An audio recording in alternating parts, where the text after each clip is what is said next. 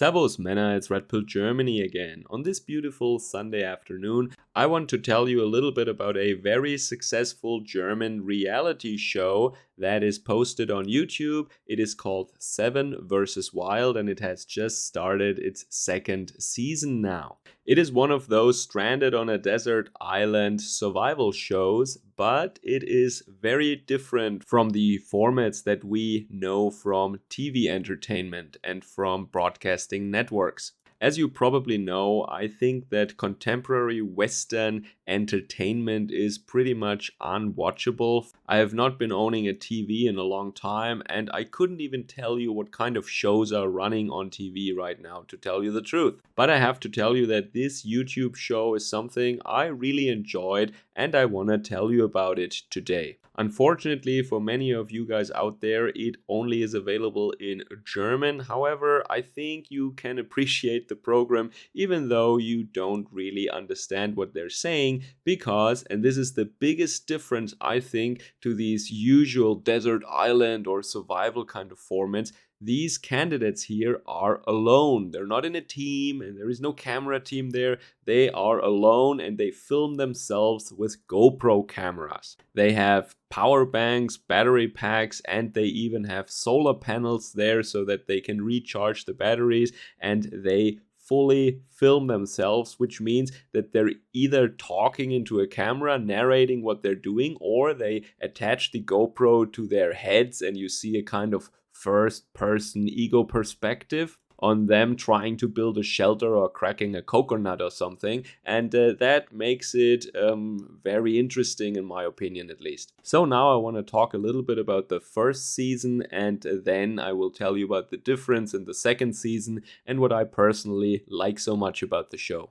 So the project was started by Fritz Meinecke. He's a German YouTuber from, I think he's from near Magdeburg. So you have to know there is this German survival, bushcraft, an outdoor bubble on YouTube. So a lot of these guys have bought their own patch of forest land, and that's where they build shelters and they try to make fire with simple tools and these things, right? And many of the candidates also come from this bubble and from this scene. I think Fritz Meinecke is best known for his long hikes or endurance survival trips somewhere into the wilderness. So maybe I should also tell you about the concept of the show, and that is pretty much contained in the name. It's 7 vs. Wild, and in the first season at least that meant that 7 candidates had to survive all by themselves for 7 days, and it was somewhere in Sweden. It's an undisclosed location and I don't know where it is. Maybe some people found out,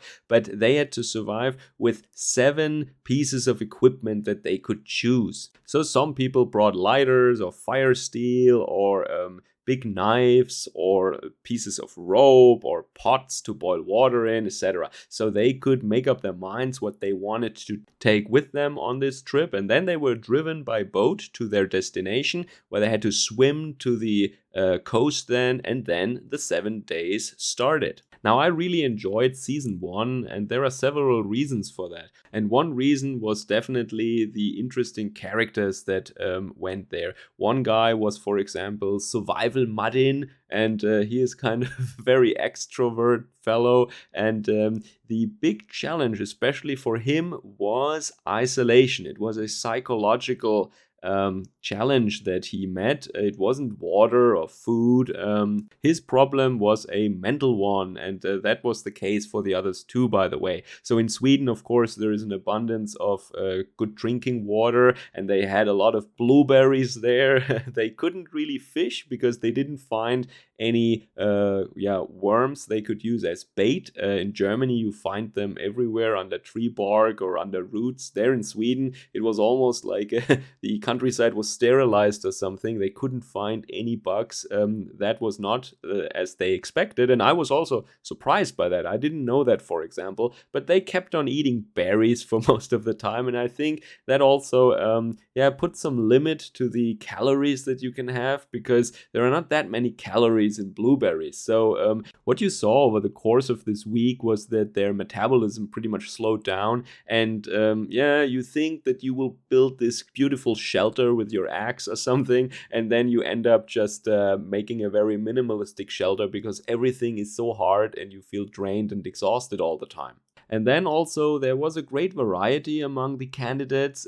Several people were rather experienced with these things, and other people were city folks and they did this for the first time, or they did some research, more theoretical, or they went for one day into the forest to try something and then they started that, which also is from a viewer's perspective very interesting, because of course you ask yourself, what would I do in this situation? How would I perform? And then you see the spectrum from very fit and very trained and experienced people to other people who do several of these things for the first time only. And even though I enjoy hiking or going into the mountains or going to the forest and even covering large distances, but still, I think I've never been in a long time anymore completely unplugged and without cell phone reception and without any other people for 7 days somewhere out there.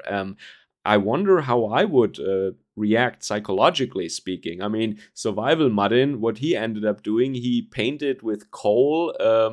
He drew a television set on a flat piece of rock and he wrote Netflix on it. And I think he drew faces on rocks and started talking to them or something. I mean, of course, he's an entertainer. This is partly show, but I think it wasn't all acted. I think they had really some mental issues there because, of course, we're not used to being alone. I mean, I'm alone for maybe a day or two sometimes, but 7 days in a row completely alone without any distractions, I think your brain starts doing funny things. And then the next thing I found so interesting is that this is kind of the anti-Big Brother show. Maybe you still remember from the 90s, maybe it was called differently in other countries, but the concept was these reality shows where you take a bunch of people and you put them together into some container or some house and they have to live together and you film them all the time. I mean, this was very popular. It came up in the 90s and these formats still exist, but the drama is created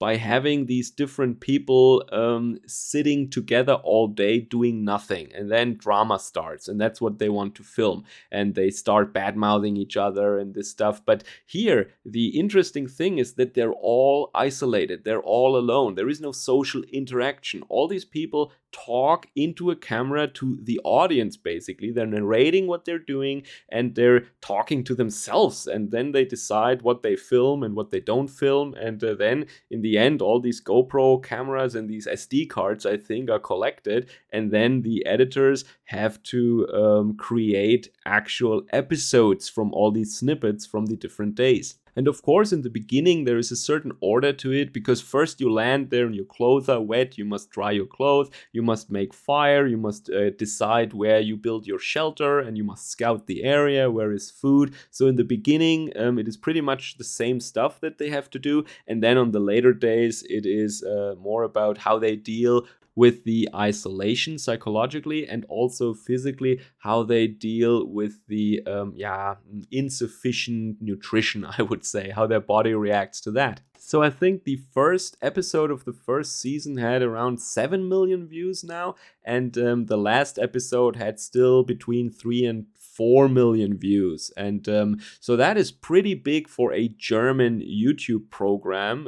It even made it into the news. They wrote articles about that, some very angry articles about the maker of the show, Fritz Meinecke, because he is not a woke guy who is not shoehorning the new woke agenda into his shows, into these episodes. And this is why he gets attacked, of course. But this is also the reason why people are watching it, of course, because current entertainment, like you find it on Amazon or Netflix, it pretty much sucks, which is also one of the reasons why anime is so popular in the West right now. It is not because some anime shows are truly genius, it is because our own domestic entertainment has pretty much devolved into predictable political propaganda shows.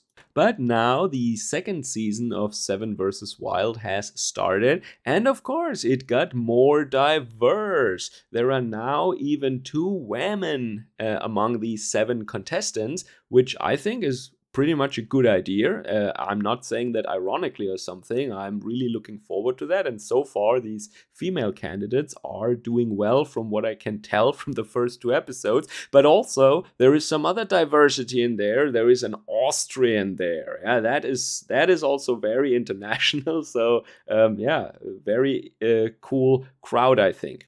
So the second season is no longer in Sweden. They wanted a change of scenery, and now it is on an island off the coast of Panama. So it is more jungle. There is fresh water there. It is a larger island, and they were flown there by helicopter. They had to jump out of the helicopter, swim to the beach, and then look for their gear that the production team put there for them to find in a red bag. And now it starts, and they are trying to get the coconuts off the palm trees and trying to start fires, building shelters, all that stuff.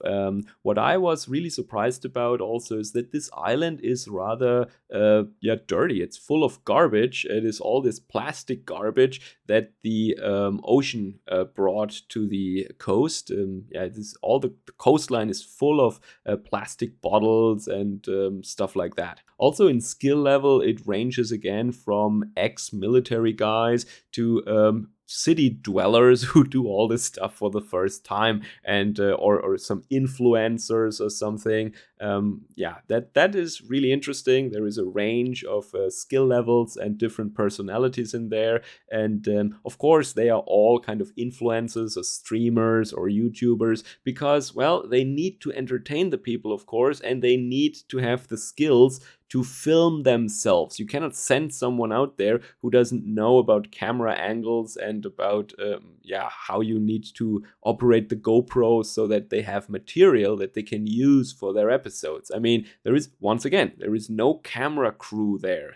These people are out there for 7 days just filming themselves with a GoPro. I find this very interesting. Some people say, of course, it's also fake and it's scripted, and of course there is crew there, but I'm not so sure. Maybe I'm a little naive, but I tend to believe that this is actually true, that they are there for 7 days and they're filming themselves. I have no reason for now to believe otherwise. But that's not really important. It is just really good entertainment, at least for me, and maybe it will be for you too. So if you haven't checked it out yet, go see it on YouTube. It's called 7 vs. Wild. You can find it on Fritz Meinecke's YouTube channel, and maybe even though you don't speak German, it is still interesting. But before the end, I still want to mention one more thing about these 7 objects or the equipment that they were allowed to take. In the first season, it was 7 objects, and if they took less, then they got bonus points in the end. And one guy, a very cool guy, I think, he's some tattooed vegan dude who has like a weak spot for punishing himself. He thought it would be kind of boring if he had a sleeping bag there, so he just went with fire steel and a knife, and that was it. He had 2 items, fire steel and knife. And that turned into a big problem because it wasn't winter there, but it was pretty cold at night. So these nights were very long for him. He couldn't sleep. And he had issues then with the cold and with smoke because he had to light fires to warm himself. And it sounds straightforward, but I think it really isn't if you don't really have a sleeping bag. And he found that out the hard way. He made it for a very long time. So I think he did very great there. Big respect to that guy. But eventually he had to cancel the whole thing and to get out and call people to pick him up before the 7 days were over. Now in the second season, I think that the candidates had to evaluate themselves or guess what kind of skill level they have. And according to that skill level, they were allowed a number of items. So the ex-soldier guy, he took just 2 items, I think. And there is a kind of internet personality who is really has nothing to do with outdoor and camping and survival or something, no military background, and he has 7 items then. So there is a certain range there. So I hope I could give you a little idea about what is popular in Germany at the moment when it comes to entertainment. Of course, it has switched away from TV, only old people still watched it, to social media or platforms such as YouTube. YouTube. This is an independent format, and this is a great development, I think personally. And the success that Mr. Meinecke has with this format kind of proves that point, that people, especially young people, are sick and tired of mainstream media and of this propaganda entertainment mixture that you can find in cinemas and on the TV. And this is why formats such as these are the future. And if they would become more professionalized, and if he allows, for example, certain narratives to be shoehorned in there, then the people would look for something else instead. And he would just meet the same fate as these out of touch TV personalities. Nobody would watch that stuff anymore. Okay, let me know in the comments down below if there is a similar format in your country, something that is made by an independent creator, but that is really rivaling the established mainstream media in terms of viewers. This is, for example, here, Mr. Meinecke, millions of viewers per episode. This is much more than a lot of mainstream TV entertainment programs get. I'm looking forward to your comments. Take care. Servus, Kameraden.